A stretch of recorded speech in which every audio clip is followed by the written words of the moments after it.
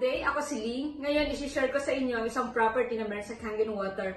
Yun yung antioxidant. Ano nga ba yung antioxidant? Antioxidant, it's anti-aging. Nakakatulong siya para i-eliminate yung mga free radicals na mga nakukuha natin sa mga detergents, kinakain natin, iniinom natin, pollution, or paninigarilyo. Yung mga yon hindi nakakatulong sa ating mga kalusugan. Meron ako iba't ibang klaseng inumin dito sa aking harapan. Itetest natin kung ang mga ito ba antioxidant or oxidant. So, meron akong Sprite. Itong Sprite, nagre-represent sa all types of soft drinks. So, kung mahilig kayo dito, makikita nyo later kung gaano kataas yung kanyang ORP. Then, meron ako dito yung sparkling water. Dito sa Italy, halos karamihan umiinom ng sparkling water. Tapos, meron ako dito bottled water. Okay. Yan. Then, yung ating tap water. Okay. Tapos, yung ating Kangen water 9.5. Okay, itetest natin siya gamit ang ating ORP meter. It's oxidation reduction potential meter. Pag positive na number ang inyong makikita, ibig sabihin it's oxidant, it's aging. Hindi siya nakakatulong sa ating mga katawan. Kung may makita kayong negative sign dyan, mamaya, ibig sabihin it's antioxidant. Yun dapat yung mga iniinom natin. Okay? So, mag-start ako sa lahat ng klase ng soda. Yun, okay? So, sa ating soft drinks, meron tayong positive 558. So, mataas Then, meron tayo ditong sparkling water is positive 520. So, halos hindi sila nagkakalayo ng soda. Then, bottled water, it's 490. It's oxidant pa din. Tapos, yung ating tap water is 497. Okay? And of course, yung ating Kangen water. So, sa ating Kangen water, meron tayong, it's negative 530. So, di ba? Kung nakita nyo, Kangen water lang yung merong negative na ORP. Second property naman na meron sa ating Kangen water, yun yung alkalinity. So, mataas ang kanyang pH para i-eliminate yung mga body waste acid natin na mga nakukuha natin sa ating mga kinakain at mga iniinom. So, yung pH chart, yung pH niya is from 0 to 14. 7 is neutral, na yung ating katawan is nabubuhay sa slightly alkaline na environment.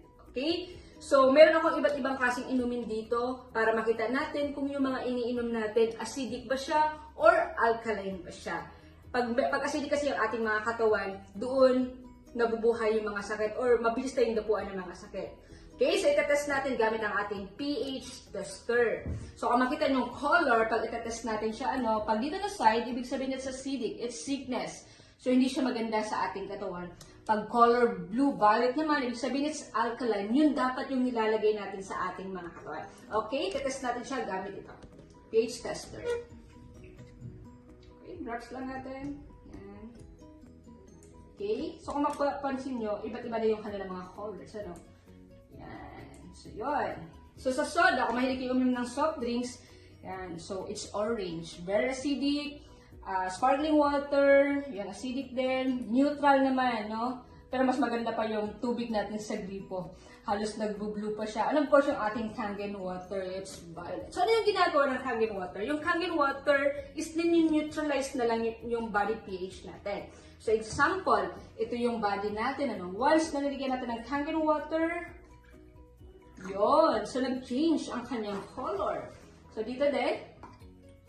So, ganun din. Pero once na mahilig tayong uminom ng sparkling water, or lalo na yung soda, matagal bago mag-change yung kanyang pH or yung kanyang color. Kasi every time na uminom tayo ng isang basong soft drinks, kailangan tayo uminom at least 32 glasses of Kangen water. So imagine nyo kung hindi ka matakaw uminom ng tubig tapos mahilig ka uminom ng soda, Ang dami-dami mong kailangang refill na tubig sa ating katawan. Okay? So, okay. Akala mo okay na, pero once na uminom ulit tayo ng soft drinks.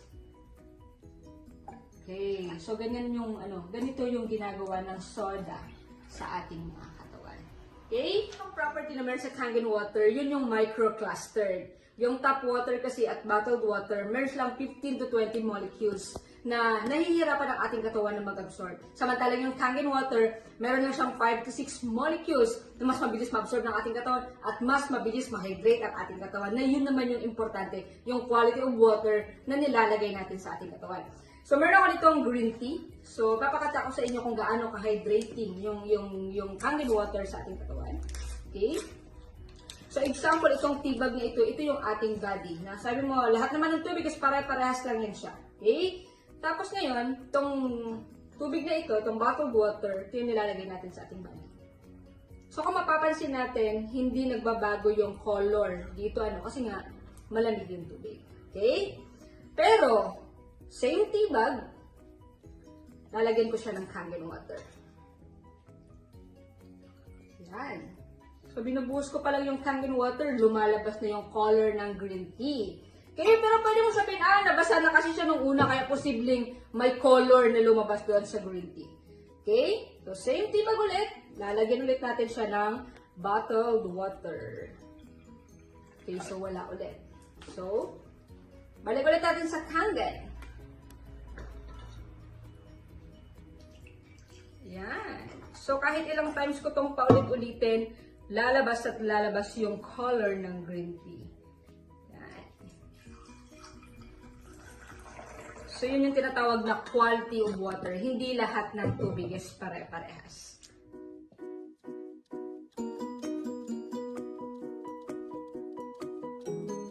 Isa sa nagustuhan ko pag meron tayong Kangen machine, bukod sa hindi na tayo bumibili ng bottled water, hindi na tayo nagbibit-bit, is maganda na siya panghugas sa ating mga gulay, prutas, mapakarni man yan, mapaisda. Okay, so meron ako ditong kamatis. Yan, so cherry tomatoes, ganyan lang. Okay, tapos, yan. Tapos itong dito na side, hugasan ko siya gamit ang ating bottled water. For sure, hindi nyo ginagamit pang hugas ng gulay at prutas ang bottled water, kasi magastos. Okay. Tapos yung isa naman, huhugasan natin gamit ang ating Kangen water. Yan. Lilib lang natin siya ng mga ilang seconds. Okay, so tandaan nyo, ito yung bottled water, dito yung Kangen water. So, mix lang natin siya. Yan. Okay. Yan. Tapos isang mga kagandahan pag meron tayong Kangen machine, yung hindi ka na bumibili ng bottled water, hindi ka na napapagod, at saka yung dito sa environment, diba? Yung plastic bottle is hindi siya maganda sa ating environment. So, nakakatulong pa tayo sa ating environment. Okay, so dito, tingnan natin. So, ilang seconds lang yan. Okay, yun na yan. So, dito yung bottled water. So, malinis. Okay, pero yung hugas sa Kangen water, tingnan natin. So, ang bilis lang, lalo pa pag pinatagal natin siya ng mga 5 minutes, 10 minutes, lalo pang magda-dark yung color dito. So, ito na yung mga pesticides na mga ginagamit ng mga sprayman, mga farmers, para tumagal yung buhay ng mga prutas at gulay. Tapos na ilalagay natin yun sa ating katawan. So, pag meron tayong Kangen machine, meron na tayong panghugas ng ating mga gulay at ng mga prutas.